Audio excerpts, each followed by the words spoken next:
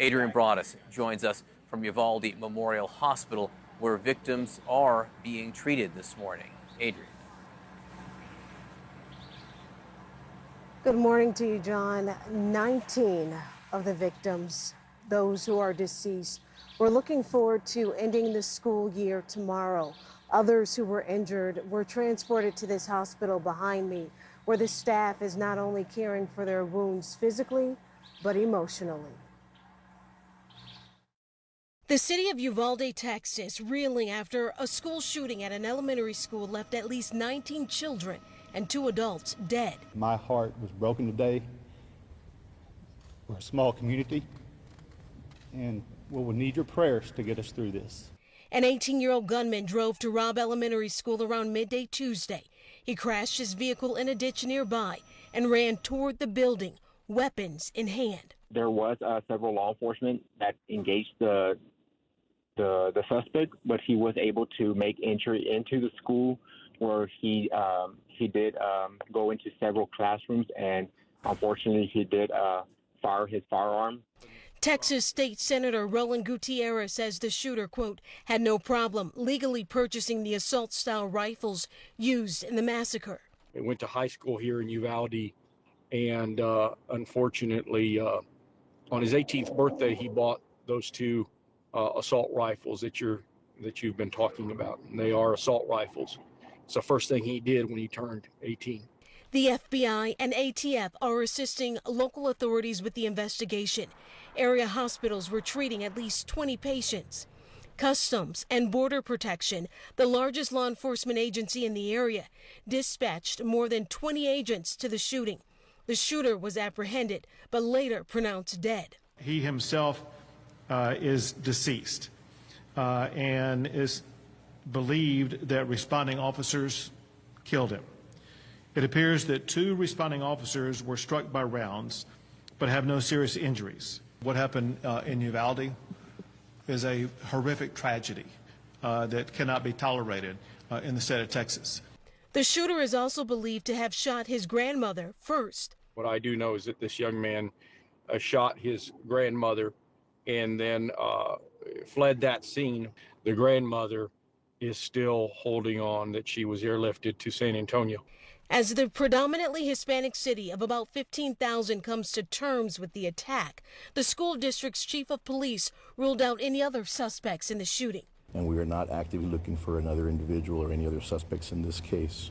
We definitely ask you all to keep the families that are involved in your prayers. For the second time in fewer than 10 days, President Joe Biden addressed the nation after a mass shooting.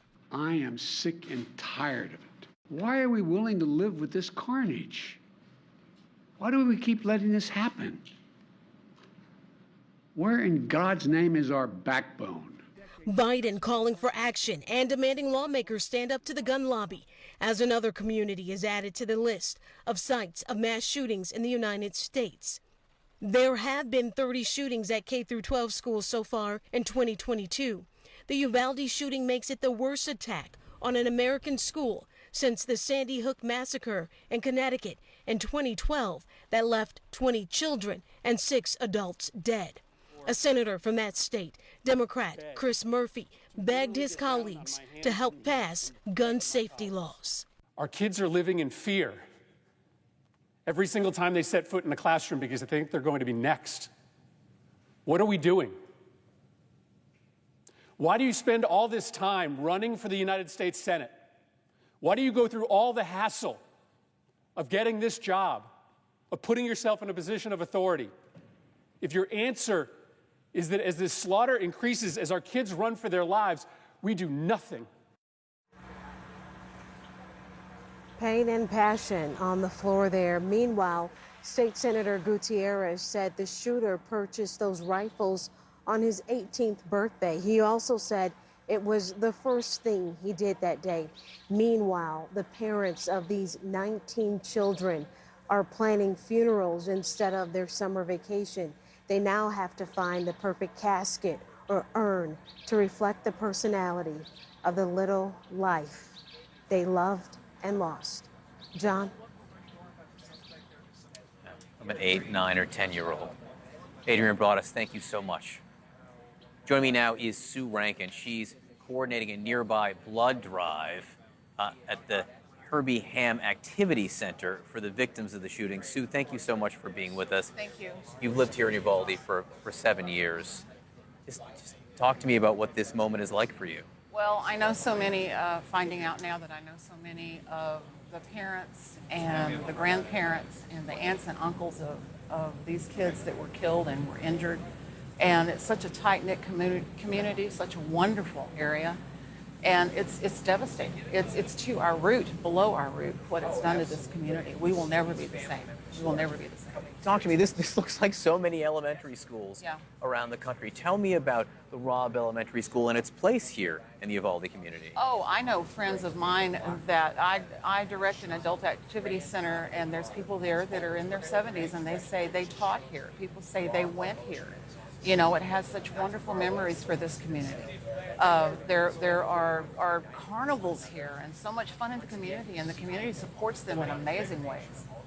So an attack here is an attack on the heart of the community. Absolutely. There is no one in this town that will not be personally touched by this, either through a friend, a relative, something like that. I mean, I'm not even from here, and I know people now who are looking for these kids, and they can't find them because there was no ID on them, and the kids can't speak when they take them to the hospital. So these parents are looking everywhere for their children. Does this make you angry? Yeah, it does make me angry, and there needs to be more security put into place, you know, at these schools. And you think it's never going to happen in Uvalde. You actually think people have said that. Oh, it'll never happen here, and here it is. And it's so sad. It's so very sad. Talk to me about what you're trying to do with the blood drive. We are helping the victims with giving the need of blood to them through the South Texas Blood and Tissue Center, and we're starting that today. They're going to start at 9 a.m. at 248 FM 3447 here in Uvalde, and we already have a full roster of people that have signed up, but people are coming in. They are going to be walking in, and they're sending 2 buses up from San Antonio for this. That's surprising. People want to help. People want to feel like they can do something. Anything. Want to help. You say you know a lot of families. You know a lot of grandparents, parents with kids who have died here. What can you tell us about these families? They are devastated. Of course they're devastated. Who wouldn't be? And I was texting people last night till midnight saying, this person has died, and this person has not been located. This child hasn't been located. Please pray for the families. You know, that's you see coming all over the feed. Pray for the families, because they're devastated. They don't know where their children are. Do you have a feeling as you're waking up, and it is early here, that at this point most of the families know, or are they still waking up? I don't know. I can't answer that. I have no idea. I just know a few that have found out, and they've been posting pictures on Facebook saying pray for this family, and y'all have reported on a couple of children that have been identified, but I can't answer that. Sue, again, we appreciate the efforts Thank you. that you're making here. Again, I know so many people would like to figure out a way to contribute, and you're giving people a way to help. Yeah. We are planning a food drive and possibly a financial drive. I do need to contact the school district first, talk to Mr. Harrell about that, and tell him. But that are plans underway that we want to do for the families. 80% of the students here, we understand, come from families who are economically disadvantaged. Right. And it's very difficult. Very difficult. Thank you so much for everything. Thank you.